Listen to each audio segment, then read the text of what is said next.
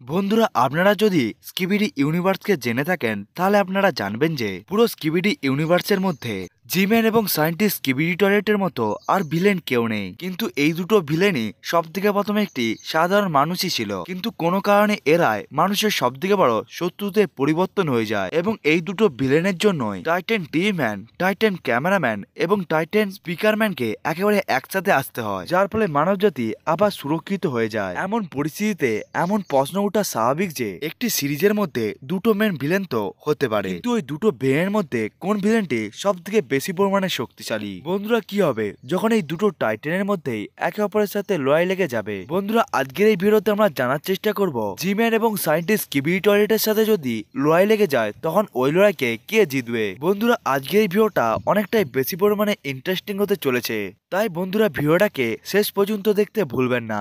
বন্ধুরা, ভিডিওটাকে শুরু করার আগে আমি আপনাদেরকে বলে দিই যে আপনারা যদি এই চ্যানেলে নতুন এসে থাকেন তাহলে চ্যানেলটিকে সাবস্ক্রাইব করবেন এবং ভিডিওটা ভালো লাগলে লাইক করতেও ভুলবেন না। সব থেকে প্রথমে ভালোভাবে জেনে নেওয়া যাক সায়েন্টিস্ট স্কিবিডি টয়লেটের সম্বন্ধে। সায়েন্টিস্ট স্কিবিডি টয়লেট শুরু থেকেই এমন ছিল না, সে শুরুতে একটি সাধারণ মানুষই ছিল এবং সায়েন্টিস্ট স্কিবিডি টয়লেটের আসল নাম হলো বব হেগস। বব আসলে হিউম্যান মিউটেশনের উপর বিভিন্ন ধরনের এক্সপেরিমেন্ট করছিল, এই জন্য ববকে একটি সিক্রেট মিশনের জন্য একেবারে বেছে নেওয়া হয়। কিন্তু ওই এক্সপেরিমেন্টের মধ্যে ববকে একটি বিচিত্র জীবকে নিয়ে পরীক্ষা এবং নিরীক্ষার কথা ছিল, কিন্তু বব ওই জীবের পাওয়ার এবং এবিলিটিকে দেখে অনেকটাই বেশি পরিমাণে অবাক হয়ে যায়, কারণ ওই জীবের ডিএনএর মধ্যে বুড়ো হওয়ার কোনো ধরনের লক্ষণই ছিল না। এমনকি ওই জীবের মতো শক্তিশালী এবং বুদ্ধিমান জীব এই পৃথিবীর মধ্যে আর কেউ ছিল না। কিন্তু এই সমস্ত তথ্যের জন্য বব অনেকটাই বেশি পরিমাণে লোভী হয়ে যায়। এই জন্যই বব ওই জীবের ব্লাডকে একেবারে চুরি করে সে বিভিন্ন ধরনের মানুষের উপর, এবং ববের উদ্দেশ্য ছিল সুপার হিউম্যান জীবকে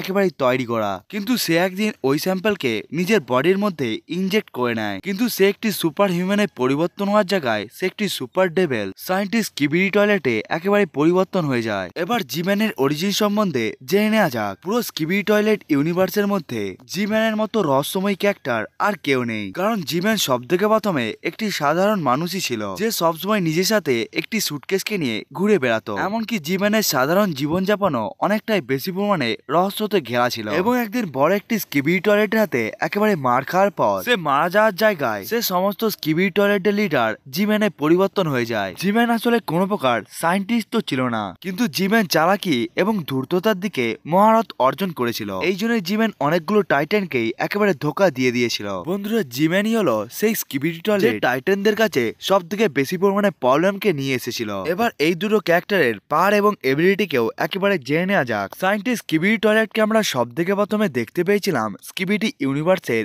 এপিসোড নাম্বার 16 এর মধ্যে, যেখানে সায়েন্টিস্ট স্কিবিডি টয়লেট নিজের বেসিক ফর্মে ছিল। কিন্তু এরপরে যখন তাকে দ্বিতীয়বার এপিসোড 30 মধ্যে দেখানো হয় তখন সে এমন প্যারাসাইট টয়লেটকে উৎপন্ন করে নিয়েছিল যারা অনেকগুলো টাইটান ক্যামেরাম্যান থেকে শুরু করে টাইটান স্পিকারম্যানকেও একেবারে কন্ট্রোল করে নিয়েছিল। এই জন্য সায়েন্টিস্ট স্কিবিডি টয়লেটের সব থেকে বড় অস্ত্র হলো তার ইন্টেলিজেন্ট। এমনকি সায়েন্টিস্ট স্কিবিডি টয়লেট নিজেকে ফিজিক্যালি এমন ভাবে পরিবর্তন করে নিয়েছিল যার কাছে অদ্ভুত ধরনের 4টি ফোল্ডিং ছিল।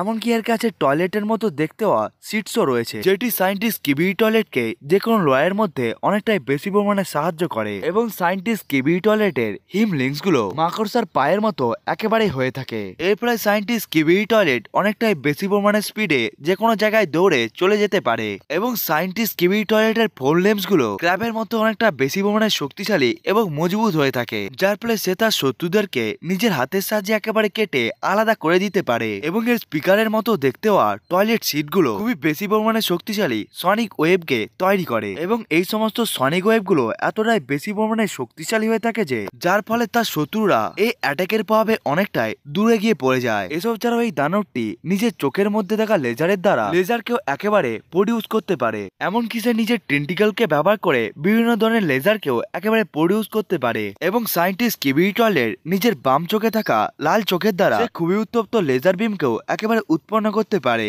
এসব ছাড়াও সায়েন্টিস্ট স্কিবিডি টয়লেটের পেছনে একটি বড় সুর রয়েছে, যেটির সাহায্যে সে অনেকটাই বেশি পরিমাণে শক্তিশালী অ্যাসিড বোমকেও একেবারে প্রডিউস করে থাকে। এবং এই সমস্ত অ্যাসিড বোমগুলো এতটাই ভয়ানক হয়ে থাকে যে টাইটান স্পিকারম্যানের গানকেও একেবারে ধ্বংস করে দিয়েছিল। এসব ছাড়াও সায়েন্টিস্ট স্কিবিডি টয়লেট নিজের মুখ দিয়েও এতটা বেশি পরিমাণে শক্তিশালী ধ্বনিকে উৎপন্ন করতে পারে যার সামনে ক্যামেরাম্যানের গ্লাসও একেবারে ধ্বংস হয়ে গিয়েছিল। সায়েন্টিস্ট স্কিবিডি টয়লেট অন্যান্য টয়লেটের মতো উড়তে তো পারে না, কিন্তু এর সব থেকে অসাধারণ এবিলিটি হলো এই যে এর কাছে টাইটান টি-ম্যানের মতো টেলিপোর্টেশনের এবিলিটি রয়েছে এবং এর কাছে টেলিপোর্টেশনের এবিলিটি এই জন্য এসেছিল কারণ সে টি-ম্যানকে দেখে নিজের পিঠের দিকেও অনেক বড় বড় স্ক্রিনকেও একেবারে লাগিয়ে দিয়েছিল এবং এই স্ক্রিনকে ব্যবহার করে সে যে কোনো জায়গায় টেলিপোর্ট হয়ে যাওয়ার সাথে সাথে সে যে কোনো টাইটানকে নিজের হিপনোসিসকে ব্যবহার করে তাকে একেবারে কন্ট্রোল করে নিতেও পারত।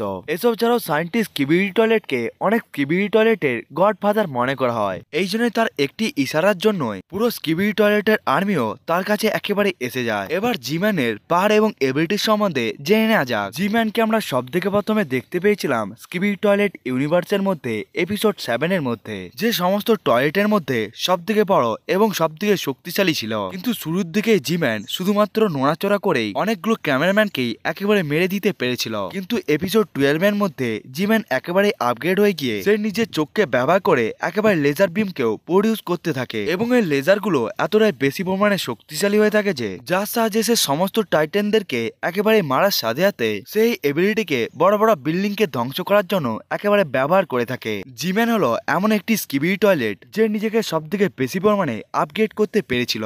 এই জন্য সে জেট প্যাকের সাহায্যে খুবই বেশি স্পিডে উঠতেও পারে এবং এর শরীরের মধ্যে থাকা আর্মারগুলো একে যে কোনো প্রকার অ্যাটাক থেকে একেবারে বাঁচিয়ে নেয় এবং এর গ্লাসগুলো জিম্যানকে যে কোনো প্রকারের হিপনোসিস অ্যাটাক থেকে একেবারে বাঁচিয়ে রাখে এবং এর হেডফোনগুলো যে কোনো প্রকারের সনিক ওয়েভ থেকেও একেবারে বাঁচিয়ে রাখে। এসব ছাড়াও এই সিটের মধ্যে অনেকগুলো লেজারের সাথে সাথে অনেকগুলো সনিক বুমও রয়েছে, যেটির সাহায্যে জিম্যান বড় বড় এবং শক্তিশালী টাইটানকেও একেবারে উড়িয়ে রেখে দিতে পারে। জিম্যানের সব থেকে বড় এবিলিটি হলো এই যে একে ফ্লাশ করেও একেবারে মারা যায় না এবং জিম্যানের ইন্টেলিজেন্টকে আমরা সব দিকে ভালোভাবে দেখতে পেয়েছিলাম এপিসোড 65 এর মধ্যে, যেখানে সে সমস্ত টাইটানকেই একেবারে বোকা বানিয়ে দিয়েছিল কারণ জিম্যান নিজের কপিকে বানিয়ে সেই টাইটানদের সাথে ওই কপিকে একেবারে লড়াই করিয়ে দেয়। এরপরে এই টাইটানরা ভাবতে থাকে জিম্যান তো একেবারে মারা গিয়েছে, কিন্তু জিম্যান এতটাই বেশি পরিমাণে ডিউরেবল যে যাকে কোনো প্রকার ফ্লেম দিয়েও মারা যাবে না, এমনকি কোনো প্রকার অ্যাক্সকে ব্যবহার করেও একে মারা যাবে না। জিম্যান কোনো না কোনো পদ্ধতিকে ব্যবহার করে নিজেকে একেবারেই বাঁচিয়ে রাখে, কারণ জিম্যান যখন একেবারে বুঝতে পেরে যায় তার পক্ষে আর লড়াই করা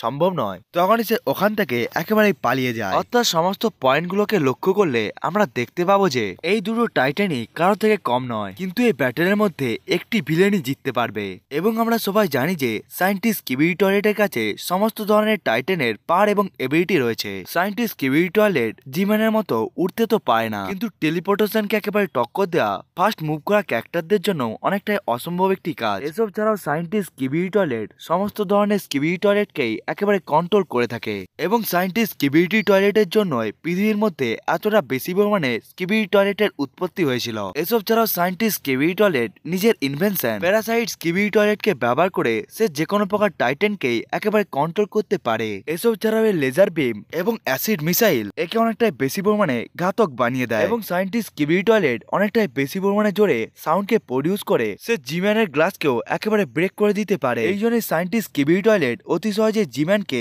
একেবারে হিপনোসাইজ করে দিতে পারবে। বন্ধুরা, তাই আমার মতে সায়েন্টিস্ট স্কিবিডি টয়লেটের সাথে যদি জিম্যানের লড়াই হয় তখন ওই লড়াইকে সায়েন্টিস্ট স্কিবিডি টয়লেটই একেবারে জিতে যেতে পারবে। বন্ধুরা, এটা তো ছিল আমার ওপিনিয়ন। বন্ধুরা, আপনাদের কি মনে হয় এই দুটো ভিলেনের লড়াই কে জিতবে সেটিকে বন্ধুরা আপনারা কমেন্ট করে বলতে ভুলবেন না। বন্ধুরা, আজকের এই ভিডিওটা এতটা পর্যন্তই। দেখা হচ্ছে অন্য একটি ভিডিওতে, ততক্ষণের জন্য বাই বাই।